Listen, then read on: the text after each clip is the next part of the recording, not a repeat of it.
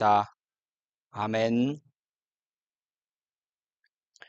하나님 말씀 같이 보시겠습니다. 신약 성경 골로새서 2장 20절에서 23절까지의 말씀입니다. 표준 세번역 버전으로 앞에 준비되어 있습니다. 골로새서 2장 20절에서 23절까지의 말씀 같이 한 목소리로 읽겠습니다. 20절에서 23절입니다. 여러분이 그리스도와 함께 죽고 세상에 유치한 원리에서 떠났는데 어찌하여 아직도 이 세상에 속하여 사는 것과 같이 규정에 얽매여 있습니까? 붙잡지도 말아라, 맛보지도 말아라, 만지지도 말아라 하니 웬 말입니까? 이런 것들은 다 한때에 쓰다가 없어지는 것으로서 사람의 규정과 교훈을 따른 것입니다. 이런 것들은 꾸며낸 경건과 겸손과 몸을 학대하는 데 지혜를 나타내 보이지만 육체의 욕망을 억제하는 데는 아무런 유익이 없습니다. 아멘. 설교 제목이 해로운 믿음, Toxic Faith라는 이름이 붙여져 있습니다. 이 말을 들을 때 어떤 생각이 드십니까? 사실 이 책 제목을 그대로 가져온 겁니다. 예전에 이 책이 한국어로 번역되는 과정에서 같이 공부하고 있던 분이 이 책을 번역을 했었고 이 책을 공부했던 기억이 납니다. 그래서 신앙의 건강함에 대한 새로운 안목을 갖게 된 책이었습니다. 건강한 신앙, 건강한 믿음, 건강한 신앙생활이란 무엇인가 하는 것에 대한 문제를 제기해주고 새로운 안목을 넓혀주는 책입니다. 이런 질문을 던질 수 있습니다. 그렇다면 여기 말하는 것처럼 믿음이 해로울 수 있는가 하는 겁니다. 톡식한, 해로운, 도끼를 품은 다른 사람을 아프게 하는 그런 믿음이 존재할 수 있는가? 믿음이라면 다 좋은 것이고 믿음이라면 항상 성경에서 교회에서 강조하는 것처럼 항상 좋은 것이어야만 할 것 같은데 그런데 실상에서는 믿음이라는 이름으로 본인이 다칠 뿐 아니라 본인이 힘들 뿐 아니라 다른 사람도 심지어는 그 믿음이라는 이름으로 다른 사람까지 정죄하고 믿음이라는 이름으로 다른 사람을 아프게 할 뿐 아니라 사실은 그 믿음이라는 명분 아래 하나님께도 신앙에도 전혀 도움이 되지 않는 경우들이 있더라는 겁니다. 네, 예수 믿는 그 믿음이 해로울 수 있고 예수 믿는 그 믿음이 톡식할 수 있다는 겁니다. 독을 품을 수 있다는 겁니다. 믿음이 왜곡되고 믿음이 건강하지 않으면 그 신앙의 결과는 그렇게 됩니다. 이 개념을 이해하시는데 우리가 보통 병원에 가면 나이가 들면 들수록 건강에 대한 관심을 가지게 되고 또 정기적으로 건강검진을 받지 않습니까? 그러면 건강검진을 받을 때 건강하다, 건강하지 않다 그냥 막연한 이런 말이 아니라 어떤 무엇을 검사하고 어느 부분을 검사하고 어느 수치를 확인해보고 이런 식으로 잣대를 가지고 기준을 가지고 건강함과 혹은 건강이 나빠지고 있는 과정이라든지 혹은 건강하지 않음에 대한 것을 평가하고 확인해 내듯이 우리의 건강함을 확인해내는 좋은 시금석 같은 좋은 지표 같은 것들이 이 책에서 그리고 오늘 나눌 말씀에서 함께 생각해 볼 주제입니다. 해로운 믿음이라는 큰 제목 아래 두 가지 2주에 걸쳐서 두 가지를 함께 살펴볼 겁니다. 첫 번째는 개인의 차원에서 toxic faith, 오늘 함께 살펴볼 내용이고요. 또 공동체의 차원에서 종교 중독에 대한 이야기를 살펴볼까 합니다. 해로운 믿음에는 이 두 가지 내용을 함께 담고 있습니다. 톡식하다, faith가 믿음이 톡식하다라는 말은 이 말은 어떻게 개인의 삶을 그 믿음이라는 이름으로 망칠 수 있는지, 왜 하나님이 주시는 이 땅에서의 복을 어떤 사람은 누리지 못하는지, 예수 믿는다고 하는데 전혀 그리스도인으로 살아가며 이 땅에서 누려야 할 평안이라든지 하나님이 주시는 성령의 열매에 가까워지지 않는 사람들을 가리키는 말입니다. 혹은 건강한 신앙은 어떤 모습인가에 대해서 함께 생각해 볼 수 있을 겁니다. 다음 주에 살펴보게 될 종교 중독이라는 내용은 어떻게 사람들이 이단에 빠지게 되며 어떻게 사이비는 사실은 기독교가 아닙니다. 유사 종교지요. 사이비가 왜 사람들에게 매력적인가? 건강한 교회는 그러면 어떤 특징을 가지고 있는가? 라는 이야기를 함께 살펴보게 될 겁니다. 오늘 말씀 특별히 이 톡식 페이스란 무엇인가에 대한 좀 정리할 필요가 있을 겁니다. 많은 목회 상담학자들과 혹은 기독교 상담을 공부하는 많은 사람들이 믿음과 또 그 사람의 정신 건강과 그 사람의 인간관계 맺는 방법들을 관찰하고 이런 톡식한 믿음은 이런 형태를 띈다, 이런 특징을 가진다라는 것을 확인하고 발견하게 됩니다. 우선은 문제 없는 삶의 약속을 그 사람 마음속에 품고 있다는 겁니다. 사실은 성경은 그 어디에도 너희들의 인생에 문제를 만나지 않을 것이다 라는 말을 하고 있지 않습니다. 그런데 톡식한 믿음을 가진 사람, 톡식한 페이스를 가진 사람은 그냥 마음속에 이런 생각을 가집니다. 내 인생에 문제가 없을 거야. 나는 꽃길만 걸어가게 될 거야. 이제 예수 믿게 되었으니까, 내가 하나님 나라 백성이 되었으니까, 내가 하나님 자녀가 되었으니까 이제 실패와 좌절 없는 성공 인생을 살아가게 될 거야. 흔하게 강단에서 선포되어지는 잘못된 선포 중에 이런 말이 있습니다. 예수 잘 믿으시면 여러분 이 땅에서 성공합니다. 이게 대표적인 톡식 페이스를 만들어내는 거짓 복음입니다. 성경 어디에도 그것을 약속하고 있지 않습니다. 평안과 행복만이 가득한 삶을 살게 될 것이다. 예수 믿으면 여러분 이 땅에서 늘 행복할 것입니다. 늘 평안할 것입니다. 라고 말함으로 혹시라도 내가 마음속에 불안하거나 힘들거나 혹 내가 우울증이라도 걸리면 내 믿음이 부족해서 그런 거야. 네 믿음이 부족해서 네가 우울증에 걸린 거야. 네 믿음이 부족해서 네가 탈진하고 그렇게 다운된 거야. 라고 비판하는 도구로 사용되더라는 겁니다. 하나님만 믿으면, 신앙만 좋으면 인생에서 만나는 모든 문제를 다 해결해 주셔서 더 이상 이 땅에서 문제를 만나지 않을 것이라는 거짓말을 마음속에 품고 그렇게 믿고 살아가는 것이 톡식 페이스입니다.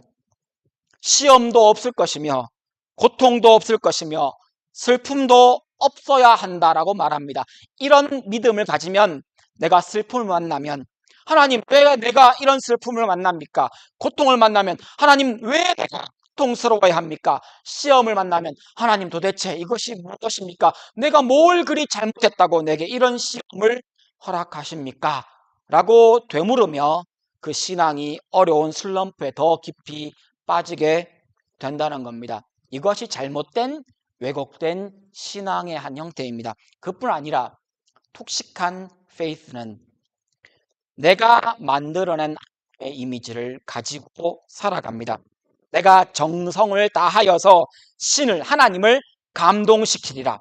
가장 대표적으로 전해지는 잘못된 믿음 메시지가 이런 겁니다. 여러분, 하나님의 보좌를 움직이는 기도, 이거 다 거짓말입니다. 성경에는 그런 기도 없습니다. 하나님이 뜻을 정하셨는데 내가 막 열심히 기도하고 내가 막 정성을 다하니까 하나님이 내 기도에 감동하셔서 하나님의 뜻을 돌이켜 내가 원하는 것을 들어주셨다.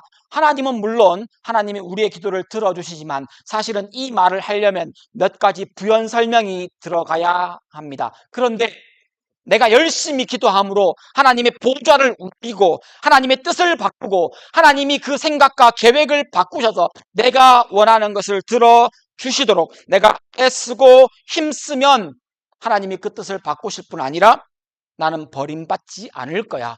예수 믿고 난 다음에 평안을 누리지 못하는 이유 중에 하나는 내가 뭔가 하고 있지 않으면 하나님이 나를 버리실 것 같은 불안함이 드는 겁니다. 내가 예수 믿는 사람이고 예수 믿는 사람으로 살아가는데 믿음이 분명한데 예수 그리스도의 십자가의 보혈과 그 능력과 그 사랑을 믿는데 그런데 마음속에 찾아오는 그 불안을 어떻게 처리할 수가 없습니다. 그러다가 혹 내가 죄의 행동과 죄의 말과 죄의 생각하며 그것이 반복되는 순간, 아, 내가 예수 믿는 사람이 이렇게 살아도 되는가? 아, 내가 또 넘어졌구나. 나는 어쩔 수 없구나. 거기서부터 주님이 주시는 그 은혜로 다시 일어서면 되는데, 그것이 믿음인데, 그 톡식한 믿음을 가진 경우에는, 아, 나는 구원 얻을 자격이 없는 사람이야. 나는 내가 이렇게 살아가는 삶의 행동으로 볼 때 나는 부끄러운 구원을 얻은 사람이야. 나는 하나님 앞에 하나님이 주시는 은혜를, 내가 이전에는 예수 믿고 구원 받은 사람이라고 생각했지만 나는 이제 보니 나는 구원 받은 사람이 아닌 거야 하면서 그 구원에 대한 부분까지 흔들리게 된다는 겁니다. 그래서 그 죄책감을 드러내기 위해서 미안하고 죄송한 만큼 더 열심을 냅니다. 더 열심을 내면, 세상에서는 더 열심을 내면, 더 땀 흘리면, 더 애쓰고 힘쓰면 인정받지만, 하나님도 그러한 줄 알고 이것이 상에 대한 문제가 아니라 내가 애쓰고 노력하지 않으면 하나님이 나를 구원하신 그 구원마저도 무효화되어 버릴지 모른다는 두려움과 불안 때문에 그리스도 안에서 평안을 누리지 못한다는 겁니다. 그리고는 심지어 이렇게까지 말합니다. 하나님께 바치라. 물질도 바치고 시간도 바치고 돈도 바치고 내 정성도 바치고 마음도 바치면 내가 드린 만큼 얻게 되리라. 그래서 헌금 많이 하면 어깨에 힘이 들어갑니다. 헌금 많이 한 사람, 더 많이 봉사한 사람이 더 높은 사람 취급을 받는 것이 혹 여러분이 보셨던 톡식한 페이스의 모습이었던 겁니다. 공부는 해주셔야 한다라고 하나님 앞에 우기기 시작합니다. 하나님, 내가 이만큼 40일 금식하며 100일 특별 새벽 기도회를 했는데 어떻게 우리 아이가 대학에 떨어집니까? 이 질문이 톡식한 페이스에서 나온 질문입니다. 신앙이 어느 부분부터 왜곡되어 있다는 겁니다. 죄에 대한 태도도 그 사람의 톡식한 페이스를 괜찮지. 이건 나한테 적용하는 겁니다. 신앙생활 오래 한 사람들에게서 나타납니다. 나 정도면 괜찮지. 나는 거짓말 좀 했지만 괜찮고, 나는 바람 피웠지만 괜찮고, 나는 음란한 생각을 했지만 아무도 모르니까 괜찮은 겁니다. 그리고는 교회에 와서 나는 거룩한 사람인 것처럼 앉아 있습니다. 하지만 너는 안 됩니다. 내가 너의 잘못을 보는 순간 그 사람을 정죄합니다. 하나님의 말씀을 듣는 순간, 톡식한 페이스를 가진 경우에는 그 말씀을 듣는 순간 그 말씀을 나에게 적용하는 것이 아니라 다른 사람을 정죄하는 데 사용합니다. 그렇지 오늘 목사님 말씀이 은혜로운데 그 말씀은 어느 집사가 들어야 되는데, 어느 권사가 들어야 되는데, 누구누구가 들어야 되는데, 이 말씀을 그 사람에게 들려줘야 하는데, 그 사람을 진짜 사랑하는 마음에서 그럴 수도 있지만 하나님의 말씀을 들고 그것을 다른 사람을 정죄하는 잣대로 사용하더라는 겁니다. 그리고 심지어 어떤 사람들은 이 이야기, 지옥의 불쏘시개라는 이 표현은 유대인들이 사마리아인들을 가리키며 사용했던 말입니다. 사마리아 저 사람들은 사실은 그들은 자기들의 동포였습니다. 혼혈되었지만 그들은 자기의 형제 자매들이었습니다. 그런데 그들을 향해 유대인들이 하는 말입니다. 저들은 하나님이 지옥의 불쏘시개로 사용하시기 위해 저들을 두셨다라고 말입니다. 만약 그들을 그렇게 정죄할 수 있는 기준이라면 그 기준을 나에게는 적용하지 않는다는 겁니다. 죄에 대한 태도. 이것이 그 사람의 톡식한 페이스를 확인시켜주는 부분입니다. 이 톡식한 페이스, 톡식 페이스의 열매는 어떻게 드러납니까? 우리가 잘 알고 있는 행동으로 이렇게 드러납니다. 첫 번째는 자기만의 유익을 위해, 자기의 유익만을 위한 행동의 방향으로 드러난다는 겁니다. 그것이 물질일 경우가 많고 부, 돈, 소유, 주로 이쪽으로 드러납니다. 자기의 유익, 사적 유익이 명예일 수도 있습니다. 또 어떤 경우에는 그것이 권력을 지향하고 권력을 소유하는 행동으로 드러납니다. 영향력이 더 커지기를 기대합니다. 하지만 우리가 알다시피 한 알의 밀알의 비유를 통해 우리가 알다시피 우리가 추구하는 건강한 신앙의 열매는 내가 죽는 겁니다. 내가 낮아지는 겁니다. 땀은 내가 흘리고 수고는 내가 하고 땀은 지불은 대가는 내가 지불하고 네가 편해지고 네가 혜택을 보고 네가 나 때문에 유익을 얻는 것이 우리의 삶의 방향이고 열매이지만 믿음이 톡식해지면 힘을 가지기를 원하며 자리에 대한 욕심이 생기며 심지어는 착취하는 것마저 정당화합니다. 기독교 역사에, 아니 세계 역사에 기독교라는 이름으로, 아니 신앙이라는 이름으로 다른 사람을 다르게 보고 그 사람을 착취하는 것을 정당화했던 많은 흑역사들도 여기서부터 나왔던 겁니다. 미국만 해도 인디안들을 학살할 때 그 앞에 모든 사람은 아니라 할지라도 어떤 선교사들과 어떤 목사들과 어떤 크리스찬들이 한 손에 성경을 들고 그들을 학살했었습니다. 노예를 잡아다가 판매할 때에도 그들은 성경을 들고 그렇게 했었다는 겁니다. 그 권력과 힘, 톡식 페이스의 열매로 드러납니다. 톡식 페이스는 쾌락으로 드러납니다. 이것이 이단 집단이나 사이비 종교에 가시면 흔하게 보는 겁니다.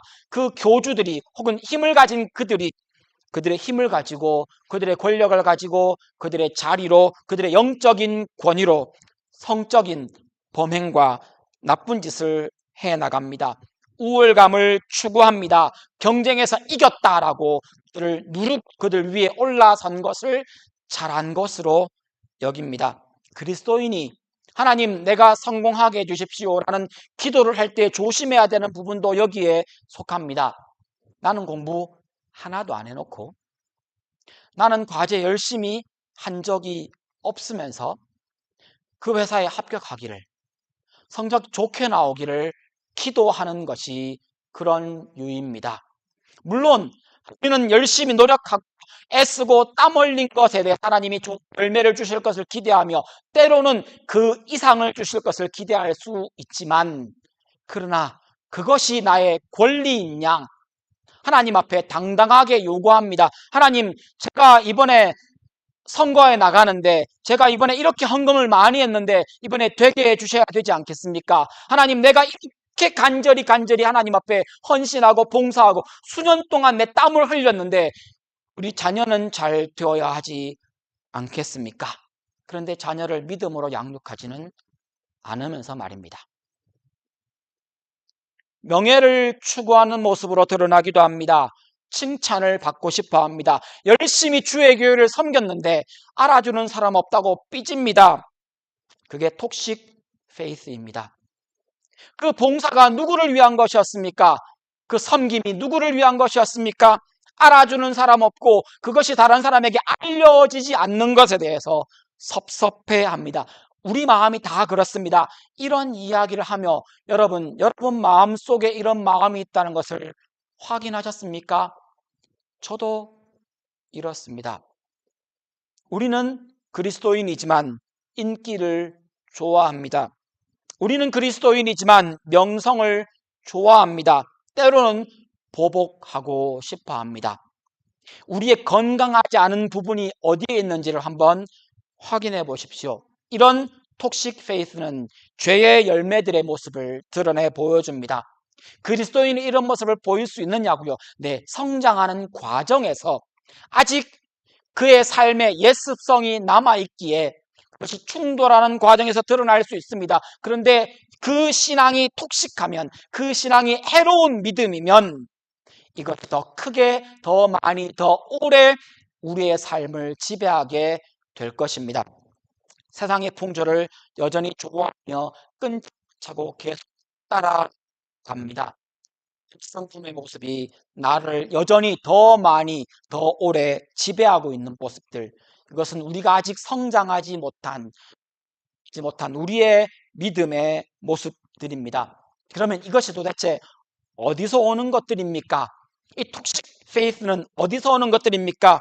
이것에 대해서 가장 첫 번째로 짚어봐야 할 것은 왜곡된 하나님 이미지로부터 오는 겁니다. 여러분, 5달란트, 2달란트, 1달란트를 주인이 종들에게 맡기고 여행을 갔던 이야기, 비유를 기억하십니까? 그 중에 1달란트를 받은 종이 했던 말이 이겁니다. 주인은 심지 않은 데서 거두시는 분이며 뿌리지 않은 데서 거두기를 기대하시는 분입니다. 라는 말을 합니다. 이것이 하나님에 대한 왜곡된 이미지의 대표적인 예입니다. 하나님은 너무 혹독하시고 하나님은 너무 가혹하십니다 라고 하는 자기의 이미지로 하나님을 만든 겁니다. 이런 이미지는 하나님은 이런 하나님이어야 해 하는 모습으로도 드러납니다. 하나님이 어떻게 사랑의 하나님이라는 분이 어떻게 심판을 행하십니까? 사랑의 하나님이라는 분이 어떻게 가나안 족속을 다 죽이십니까? 이것에 대한 질문을 던지는 것은 우리에게 있을 수 있는 질문입니다. 또한 던져야 되는 질문이 분명합니다. 그런데 그의 마음속에 남는 이미지는 그러면 그렇지 하나님은 구약의 하나님과 신약의 하나님은 다른 하나님이야. 혹은 하나님이 어떻게 그러실 수 있습니까? 라고 하며 자기가 만들어낸 하나님의 이미지로 거기에 부합하지 않자 하나님을 떠나버리는 경우도 있더라는 겁니다. 이러한 많은 경우는 우리의 하나님에 대한 이미지는 신에 대한 이미지는 전능자에 대한 이미지는 많은 경우 양육자, 주 양육자인 부모로부터 그 이미지, 처음 이미지. 그래서 은하계 신앙생활 하시는 분들 중에 나쁜 아버지 사실은 있지 않습니까? 나쁜 아버지, 나쁜 어머니 밑에서 자란 사람인 경우에 하나님을 만났습니다. 신앙생활을 시작합니다. 그런데 도무지 아버지 하나님 아버지라는 것을 받아들일 수가 없는 겁니다. 자기에게 아버지는 나쁜 사람이었거든요. 그런 경우 그 이미지가 왜곡된 부분에서 출발합니다. 물론 그 사람의 신앙생활 하나님을 겪으며 하나님 말씀을 통해 그 마음이 신앙이 자라가면 그 하나님 이미지가 바뀌어서 건강한 그의 신앙으로 성장 중에는 혹은 오랜 신앙생활을 했음에도 불구하고 어떤 사람은 여전히 하나님 앞에서 하나님에 대한 이미지가 왜곡되어 있는 경우를 보게 되는 겁니다. 이런 경우는 성경 공부를 제대로 안 했거나 성경을 제대로 읽지 않았거나 하나님 말씀, 설교 말씀을 곱씹어 듣지 않았기 때문이라고 그냥 단순하게 표현할 수 있습니다. 신앙생활의 연수가 돼가면 말씀을 듣고 읽고 공부하며 그 왜곡된 이미지가 조금씩 바뀌어 갈 겁니다. 그럼에도 불구하고 오래 하나님을 믿었다, 신앙생활을 했다라고 말하는 사람들 중에도 우리 중에도 여전히 하나님에 대한 왜곡된 이미지는 남아있을 수 있다는 겁니다. 톡식 베이스의 또 다른 원인은 우리의 죄책감입니다. 죄책감의 다른 이름이 수치심입니다. 수치심과 죄책감은 똑같은 감정을 다른 시각에서 표현한 단어입니다. 죄책감이나 수치심은 이런 감정입니다. 내가 다른 사람에게 내 있는 모습 그대로 받아들여지지 않을 것 같은 불안감, 이게 죄책감이며 수치심입니다. 그래서 내가 해야 할 것 같습니다. 그 사람에게 애교를 떨든지 귀엽게 보이든지 말을 한 자락 더 하든지 돈을 주든지 그 사람의 말에 잘 고개를 끄덕여 그 사람 말대로 따라주든지 이게 죄책감이 큰 사람, 수치심이 큰 행동 패턴이 됩니다. 내 있는 모습 그대로 살아가지 못하는 겁니다. 무엇인가 더 해야 할 것 같고 무엇인가 더 잘해야만 할 것 같은 마음, 하나님 앞에서도 그 마음을 가집니다. 근데 우리는 알고 있습니다. 예수님이 우리에게 해주신 가장 큰 일, 교회에서 가장 많이 강조하는 게 뭡니까? 우리 죄를 사했다. 그러므로 너희는 의인이다.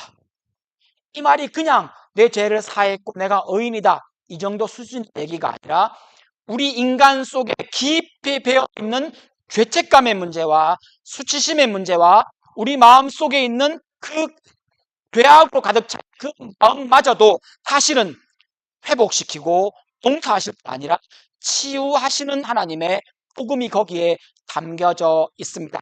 예수를 깊이 생각하고 예수 십자가를 곱씹으며 내 내면을 들여다보면 이 죄책감이 조금씩 해결되고 씻겨져 나가겠지만 죄책감이 여전히 우리의 삶을 지배하는 경우에 우리의 행동의 이유는 하나님 앞에 그 은혜에 감사해서 하나님 앞에 봉사하고 헌금하는 것이 아니라 죄책감 때문에 내가 뭐 할 것 같아서 하나님을 기쁘시게 하고 하나님 앞에 좀 잘 보이게 하려면, 아니 내 구원을 무효로 돌릴지도 모른다는 불안감 때문에 내가 뭔가 더 합니다. 내가 이거 안 하면 구원 못 받을 것 같다는 불안이 드는 겁니다. 제가 이 이야기는 여러 번 했던 것 같습니다. 예전에 전도훈련을 받을 때 교회에 있는 집 권사님한테 가서 전도훈련 복음을 전하는 얘기를 합니다. 첫 질문이 이겁니다. 전도 폭발에 나오는 질문입니다. 권사님은 예수 구원 얻으셨습니까? 받으셨습니까? 물론이지. 구원 얻으셨다는 것을, 구원 받으셨다는 걸 어떻게 할 수 있습니까? 내가 교회 다닌 지 몇 년인데. 그러니까 권사님, 어떻게 구원 받으셨다는 것을 확신할 수 있으십니까? 내가 교회에서 주방에서 봉사만 20년을 했는데. 여러분, 그 권사님이 대답을 지혜롭게 못한 것일 수도 있지만 사실은 교회 안에 있는 어떤 사람들은 실제로 이런 대답을 하더라는 겁니다. 내가 교회에 얼마를 다녔는데, 내가 얼마나 많이 봉사했는데, 내가 얼마나 기도했는데, 내가 하나님 앞에 얼마나 많은 것을 드렸는데, 그분의 마음속에는 그 죄책감이, 그의 구원이 내가 무언가를 드렸기 때문에 받은 것이라는 것, 각인되어 라는 겁니다. 한 faith는 낮은 자존감으로부터 나오기도 합니다. 나는 버림받고 말 거야. 애쓰고 노력해서라도 사랑받고 싶은 마음, 죄책감과 연결되는 부분입니다. 실수하지 말아야 돼. 그래서 조그마한 내가 한 죄의 행동과 죄의 말과 죄의 생각 때문에 못 태어납니다. 날마다 주께서 우리 죄를 사하시는 그 놀라운 은혜를 경험하고 매일매일 새롭게 일어서라고 주께서 십자가에 죽으셨는데, 나는 매일매일 내 죄를 묵상하며 내가 지은 죄의 행동을 묵상하며 나는 아무 쓸모없는 사람이야. 물론 맞습니다. 그 말을 경험하는 데 중요한 생각임에도 불구하고 거기서부터 헤어나오지 못합니다. 내 죄를 다 용서하셨다는데 그 사람은 이렇게 생각합니다. 아무리 그래도 내가 지은 죄가 있는데 이것에 대한 대가도 안 받고 어떻게 이 죄를 다 용서받을 수 있어. 이게 머리에 드는 생각이 아니고 마음에서 진행되는 과정인 겁니다. 지금 그 사람의 마음의 흐름입니다. 그러므로 내가 더 해야만 이 구원이 취소되지 않을 것 같은 이 불안함을 해결하기 위해 자꾸 뭔가를 더 하려고 하더라는 겁니다. 그래서 실수하지 말아야지. 그런다가 실수 안 합니까? 경험하셨지 않습니까? 예수 믿고 거짓말하지 않고 예수 믿고 누구를 미워하지 않는 것, 예수 믿고 음란한 생각하지 않는 것, 이게 우리의 의지로 되더냐고요. 처음부터 안 되는 이것에 자꾸 걸려서 넘어집니다. 물론 그 죄를 예민하게 느끼고 하나님 앞에 고백하며 다시 일어서는 과정이 필요하겠지만, 그런데 이것 때문에 자꾸 주저앉습니다. 낮은 자존감이 나를 그렇게 끌어내립니다. 안타깝게도 이런 죄책감과 낮은 자존감과 연결해서 한 가지 또 언급되는 것이, 물론 다 연결되는 얘기입니다. 학대를 경험한 경우입니다. 학대라고 말하니까 그래도 우리 부모님이 나를 사랑하셨는데 내가 무슨 학대를 받았을까? 라고 생각하시기가 쉽습니다. 근데 학대라는 말의 정의가 이렇습니다. 받지 말아야 할 것을 받고, 다른 말로 부모가 자녀를 학대하는 경우입니다. 주지 말아야 할 것을 자녀에게 준 것이 학대고요. 주어야 할 것을 주지 않은 것이 학대입니다. 마땅히 주어야 할 아이의 삼시세끼 밥을 안 준 겁니다. 이게 학대인 겁니다. 마땅히 주어야 할 안고 스킨십이죠. 아이에겐 절대적으로 필요한 겁니다. 안아주고 그의 몸을 만져주고 씻겨주고 하는 거, 마땅히 부모로서 아이를 돌보는데 주어야 할 겁니다. 근데 그걸 안 준 것이 학대입니다. 마땅히 주지 말아야 할 것을 준 것이 학대입니다. 그 아이에게 폭력으로, 그 아이에게 쌍욕으로, 그 아이에게 저주를 퍼붓습니다. 주지 말아야 할 것을 준 겁니다. 이것이 학대입니다.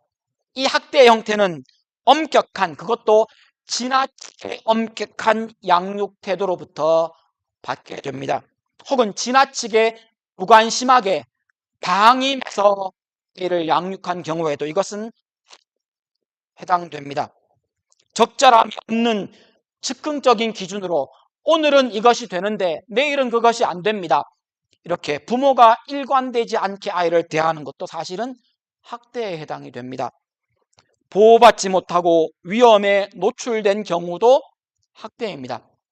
근데 우리가 알다시피 여기 부모님들도 계시고 부모님들이 여러분을 진짜 사랑하셔서 이 세상 그 누구보다 여러분을 사랑한 것이 여러분의 부모가 분명합니다. 그럼에도 불구하고 우리는 압니다.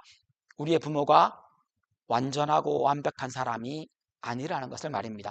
내가 자녀 세상에서 제일 사랑하지만 내가 완전한 사람이 아닌지라, 완벽한 사람이 아닌지라 때로는 나도 모르게 혹은 알면서도 아이에게 주지 말아야 할 것 혹은 주어야 할 것들을 때로 주거나 주는 그런 일들을 행했던 겁니다. 작게 말입니다. 우리는 그런 상처를 안고 살았고 또한 그런 상처를 주며 살아갑니다. 이게 학대라고 말했지만 사실은 그런 상처들이 신앙생활하는데 직접적으로 영향을 미치게 됩니다. 물론 많은 목회자들과 많은 목회 상담학자들이 발견한 한 가지는 그런 자라면서 받은 상처는 신앙생활을 하는 중에 예수 믿고 구원 얻는 데는 별 지장이 없습니다. 왜냐하면 예수 믿는 것은 누구나 할 수 있는 일이기 때문입니다. 그런데 하나님이 그리스도인에게 하나님 나라 백성에게 주시는 그 놀라운 은혜, 그 은혜를 그 이 땅에서의 복을 누리는 데에는 이 상처가 방해가 되더라는 겁니다. 그래서 하나님이 주신 이 땅에서부터 누리는 것이 주어집니다. 이 톡식 페이스의 별명을 듣고 나면 이것이 성경 말씀에서 우리가 익히 알고 있는 어떤 메시지와 연결되는지를 확인할 수 있습니다. 이 톡식 페이스를 성경에서는 이렇게 부릅니다. 신학적인 혹은 우리가 알고 있는 용어로 율법주의, 공로주의라고 부릅니다. 내가 뭔가 해야만 할 것 같은 마음 말입니다. 십자가의 은혜를 그 은혜로 내가 구원을 얻었고 내가 구원 얻는데 내 행위와 행동과 혹은 내가 어떤 무엇인가를 결정한 것이 아무런 보탬이 되지 않음에도 불구하고 오직 나는 믿음으로 예수 그리스도의 그 보혈의 능력을 받아들인 것뿐인데 그런데 내가 뭔가 더 보태야만 내 구원이 이루어지고 그 구원이 유지될 것이라고 하는 불안감, 이것이 율법주의를 만들어내고 공로주의를 만들어낸다는 겁니다. 또한 기복신앙이라고 불리우는 샤머니즘도 이것도 톡식 페이스의 중요한 다른 별명입니다. 물질적인 복, 이런 얘기를 한 겁니다. 우리가 성경에 나오는 많은 성공한 사람들의 예를 듭니다. 야곱이 혹은 에서가 거부가 되었습니다. 요셉이 힘든 일을 겪어 총리가 되었습니다. 다니엘이 그 높은 자리까지 올랐습니다. 그거 봐라, 예수 믿으면 다 성공하지 않느냐. 예를 들어 그렇게 이야기를 합니다. 그렇게 이야기하려면 세례 요한도 얘기해 줘야 한다는 겁니다. 그렇게 말해야 한다면 예수님이 십자가에 죽으신 것이 무슨 의미인지도 말해 줘야 한다는 겁니다. 예수 믿고 이 땅에서 복을 얻는 것, 충분히 하나님이 주시는 복이 분명합니다. 그리고 그것을 원합니다. 우리의 마음이 그러하니까요. 그리고 실제로 예수님께서 예수 그리스도를 위해서 우리가 가족과 우리 모든 것을 포기했을 때에 이 땅에서 100배나 받고 하늘의 것까지 받는다는 말씀을 해주셨기에 우리는 기대할 수 있습니다. 하늘의 복과 땅의 복을 우리는 다 받아 누릴 수 있습니다. 그러나 이 땅에서는 그것이 한정적이라는 것을 이해하고 있어야 한다는 겁니다. 그러기에 예수 믿으면 만사 형통하리라, 예수 믿으면 실패가 없으리라, 예수 믿으면 다 부자들이라, 예수 믿으면 11조가 매년 늘어나리라, 이런 이야기를 대놓고 그냥 막 할 수 없다는 겁니다. 그런데 기복신앙에선 이 이야기를 대놓고 합니다. 예수 믿고 부자 못 되면 신앙이 잘못된 것이라고까지 비판합니다. 예수 믿고 그 사람의 몸에 병이 생기면 네가 신앙이 잘못되었고 하나님 앞에 뭔가 죄가 있기 때문에 병에 걸린 것이라고 저주합니다. 그러지는 말아야 하지 않겠습니까? 톡식페이스의 다른 이름을 성경은 우상숭배라고 부릅니다. 기드온이라고 여러분 아시지 않습니까? 사기에 여러분 그 기드온의 이야기를 꼼꼼하게 뜯어 읽어 보십시오. 기드온과 그 어머니의 그의 행동의 모티베이션은, 동기는 신앙이 아니라 죄책감이었습니다. 그 결과는, 그 행동은 마치 우상숭배하는 그 모습 그대로 하나님도 믿습니다. 우상숭배하는 그 모습 그대로 하나님을 믿는 것이 톡식 페이스입니다. 마치 이스라엘 백성들이 시나산에 올라간 때를 기다리다가 아론이 말합니다. 백성들이 아론에게 요구합니다. 모세는 저 산에 올라가 버렸고 우리를 인도해낸 여호와라는 하나님은 우리가 볼 수 없으니 우리를 어떻게 할지 인도해라. 그러자 아론이 많은 사람에게 부추겨서 금과 여러 가지 장신구들을 모아서 그걸 불에 던집니다. 그리고는 송아지 모양의 우상을 만듭니다. 그러면서 그 백성들과 아론이 하는 말입니다. 우리를 애굽 땅에서 구원해낸, 구출해낸, 출애굽시켜낸 우리의 신 여호와다. 그래놓고는 그 송아지에게 절하며 그 앞에서 뛰놀며 잔치합니다. 하나님이 그것을 보고 모세에게 말합니다. 저들이 벌써 변질되었다. 그때 모세가 내려가서 그 받은 십계명 돌판을 집어 던진 겁니다. 우상숭배는 여호와라는 이름으로 그것을 섬긴다 할지라도 우상숭배는 톡식 페이스이며 그 방법을 그대로 들고 와 그 대상만 바뀌었을 뿐이지 그 방법 그대로, 그 동기 그대로 지성이면 감천이고 탑돌이를 하며 탑이 지성의 극치이지 않습니까? 탑돌이 1000바퀴 돌고 1000번 절을 하면 나의 정성을 들어주실 것이라고 말하는 그 우상숭배의 정신을 그대로 들고 들어온 것이 톡식 페이스입니다. 성경에 하나님에 대한 무지, 성경에서 하나님을 무엇이라고 말하는 것인지 모르는 것, 여호와를 알자, 힘써 여호와를 알자, 여호와께로 돌아가자 라고 말하고 있는 선지자들의 외침은 모두 이 이야기를 하고 있는 겁니다. 성경을 도무지 읽지 않습니다. 성경 말씀을 도무지 듣지 않습니다. 일주일에 여러분 아직도 여기 오늘 이 정도 여러분 예배 나오신 분들이면 일주일에 여러분 30분 40분 설교 한 번 듣는 것으로 여러분 일주일의 삶이 정말로 하나님 앞에서 그리스도인다움을 삶을 살기에 충분하시던가요? 우리의 삶을 돌아보아야 하는 대목입니다. 듣고 싶은 것만 듣습니다. 보고 싶은 것만 봅니다. 이것이 톡식 페이스의 모습입니다. 정말로 하나님의 말씀을 듣는 것이 아니라 복받는 이야기만 쏙 빼서 듣습니다. 그래서 어떤 사람은 비판하기를 복음서에 대한 이야기 중에 제5복음서를 만듭니다. 예수님이 하신 말씀과 여러 가지 이유들 중에 내게 좋은 말, 내가 좋아하는 말만 쏙쏙 빼서 기억합니다. 주로 복받는다, 평안하다, 하나님이 나와 함께 하신다, 하나님이 다 채워주신다, 이런 이야기들만 나의 위로가 되는 말씀들만 잔뜩 가지고 있습니다. 반면에 자기 십자가를 지고 나를 조출하는 말씀은 기억하지 않습니다. 그리스도를 위해서 내 부모이든 내 친척이든 내 형제이든 그리스도 앞에서 모든 것을 내려놓으라는 말씀은 듣지 않습니다. 미랄에 대한 말씀을 들으며 열매에 대한 것은 기억하지만 한 알의 미랄이 죽어야 한다는 말씀은 듣고 싶어하지 않는다는 겁니다. 사랑받지 못한 사람의 신앙, 이것을 톡식 페이스라고 정의할 수 있습니다. 학대받으면서 자랐습니다. 상처와 고통과 슬픔과 두려움과 불안이 여전히 그 마음속에 있습니다. 우리 모두 다 이런 것을 가지고 있습니다. 그런데 잠언의 지혜에 대한 이야기를 했을 때도 똑같이 나왔던 이야기입니다. 지혜는 그 사람의 성격, 인격과 함께 갑니다.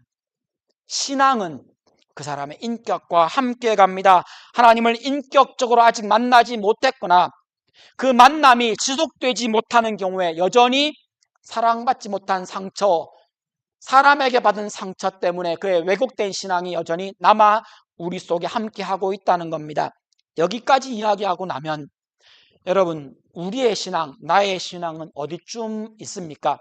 사실은 이렇게 말하고 나면 그 누구도, 그 어떤 인간도 나는 완벽하게 톡식한 페이스는 없어 라고 말할 수 없습니다. 우리들은 어떤 부분은 건강하고 어떤 부분은 왜곡되었고 어떤 부분은 진짜 강하고 어떤 부분은 참 약한 우리의 모습을 보게 된다는 겁니다.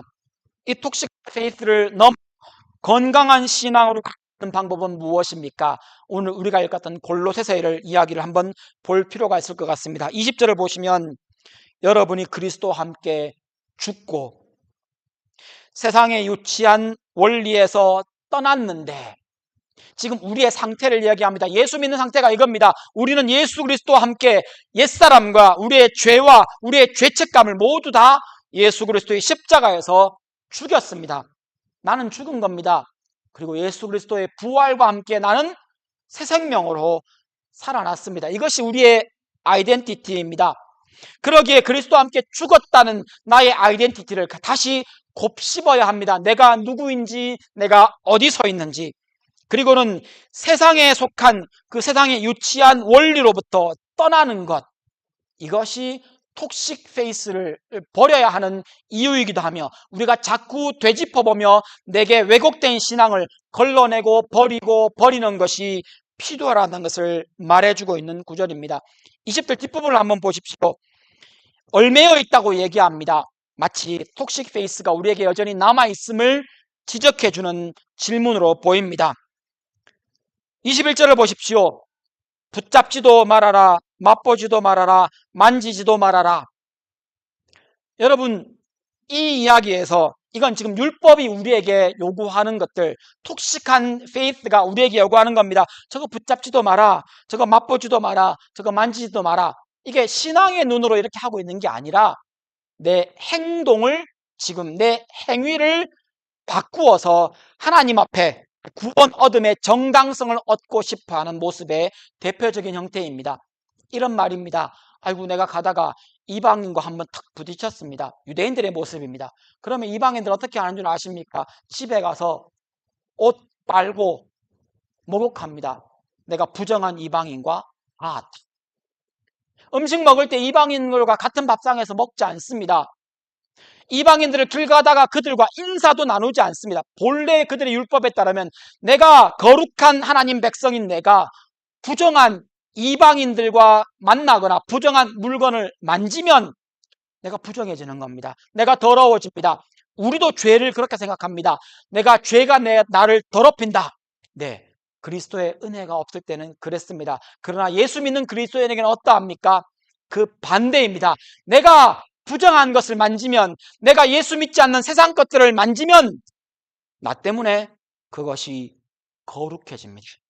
이것이 그리스도의 은혜입니다. 죄를 막 지으라는 말이 아니라 이 원리를 기억하십시오. 우리는 세상 것으로부터 다시 더럽혀져서 우리의 구원이 취소되는 그런 존재들이 아니라는 겁니다. 예수 그리스도의 은혜는, 십자가의 보혈의 능력은 그따위 죄 때문에, 그따위 죄의 나부랭이가 함부로 이길 수 없는 능력을 가진 보혈입니다. 그것이 나를 깨끗게 한 것입니다. 그러므로 죄를 떨쳐버리고 일어서십시오. 다시 일어서십시오. 어제 넘어졌지만 오늘 아침에 다시 일어서시라는 겁니다. 내 행동으로 내가 구원받은 것이 아니듯이 내 행동으로 구원을 유지하는 것이 아니라는 겁니다. 무엇을 만지고 무엇을 했고 무엇을 말했다, 이것이 죄의 행동과 죄의 말과 죄의 생각이라 할지라도 그것이 더 이상 나를 정죄하지 못합니다. 왜요? 나는 그리스도의 보혈로 이미 깨끗하게 되었고 하나님이 나를 의롭다라고 선언하셨기 때문입니다. 죄는 더 이상 나를 이기지 못합니다. 그 불안함, 뭔가 더 해야 할 것 같고 뭔가 더 잘해야 할 것 같은 마음 내려놓으시고 여러분 있는 모습 그대로 하나님 앞에 서시면 됩니다. 하나님, 오늘도 제가 넘어졌습니다. 하나님, 오늘도 제가 음란한 생각을 또 했습니다. 제가 잃었습니다. 하나님이 여러분 그런 줄 알고 구원하신 겁니다.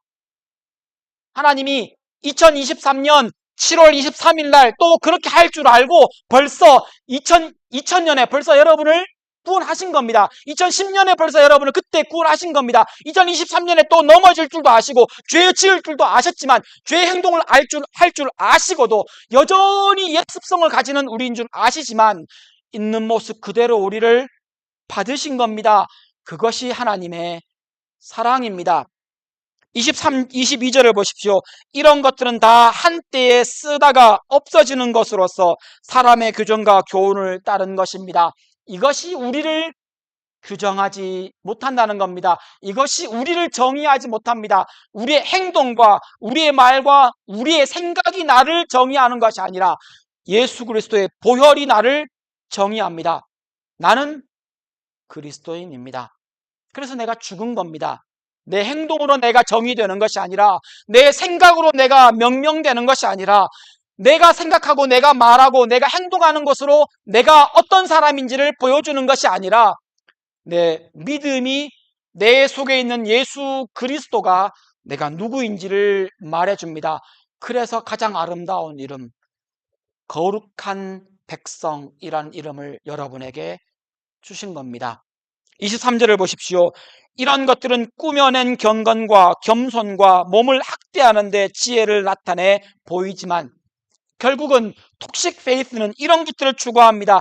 경건의 행동을 하려고 합니다. 겸손을 어떤 행동으로 보이려고 합니다. 몸을 학대하며 자꾸 나를 절제하고 자제하는 것으로만 애쓰고 노력함으로 내가 의의를 이룰 줄 알고 내가 애쓰고 노력하면 선행을 할 수 있을 줄 알고 노력하도록 우리를 부추깁니다. 그런데 성경은 단언합니다. 우리 속에서 나올 수 있는 선은 없습니다.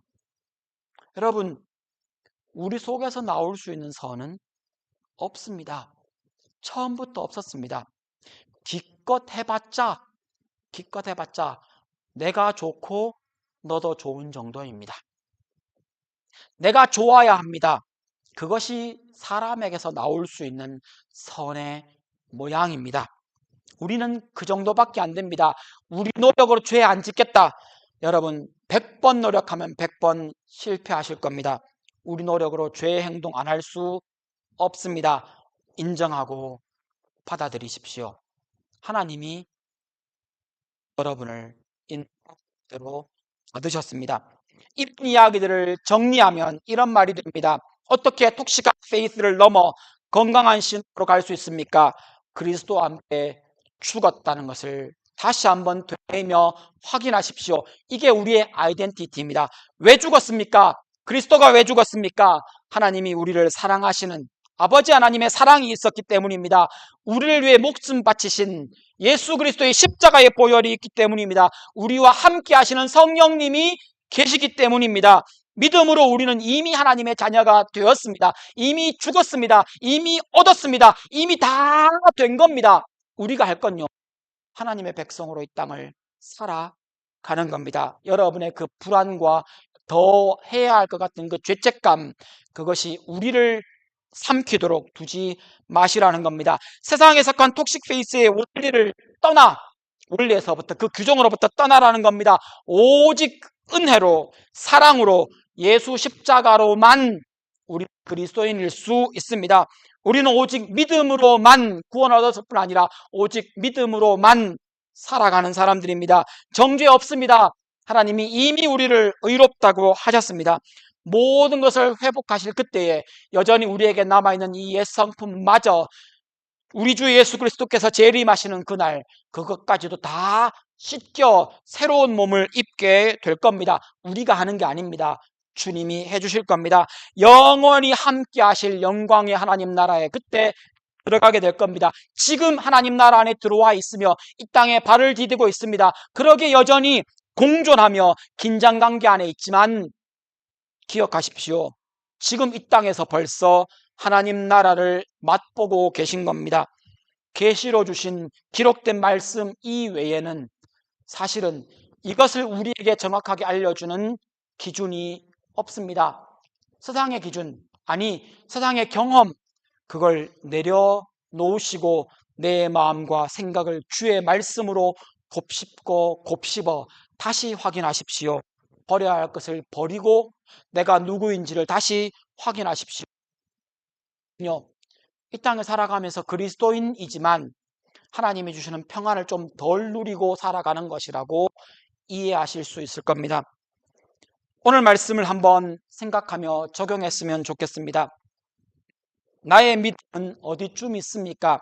저 그래프에서 믿음이 톡식한 극단과 믿음이 아주 헬시한 극단이 있습니다. 여러분의 신앙은, 여러분의 믿음은 어디쯤 있으십니까?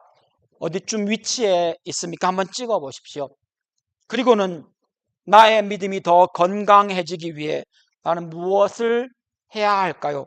내 다짐과 나의 계획이 무엇인지 한번 마음속에 그려보시면 좋겠습니다. 오늘 이 말씀들, 하나님의 사랑과 예수 십자가와 성령님이 함께 하신다는 그 말씀, 오직 은혜와 십자가만, 오직 믿음, 오직 말씀, 여러분 많이 들어보셨던 말씀 아닙니까? 신앙의 가장 핵심되는 것들, 이것이 우리에게 할 수 있습니다. 건강하지 않은 신앙은 하나님 말씀을 통해, 바른 신앙의 모습을 통해 이렇게 건강해질 겁니다. 여러분의 다짐과 여러분의 계획은 어떤 것이 있습니까? 이 시간 함께 기도하시겠습니다. 기도하실 때 내 신앙이 어디쯤 있는지, 또한 나는 어떻게 내 신앙이 더 건강해지기 위해 내가 어떤 것을 선택할 수 있을지, 내가 곱씹어야 하는 말씀은 무엇인지, 하나님이 이미 베풀어 주신 그 놀라운 이 땅에서의 복도 어떻게 하면 더 누릴 수 있을지, 이 시간 하나님 앞에 결단하며 다짐하며 기도하시겠습니다.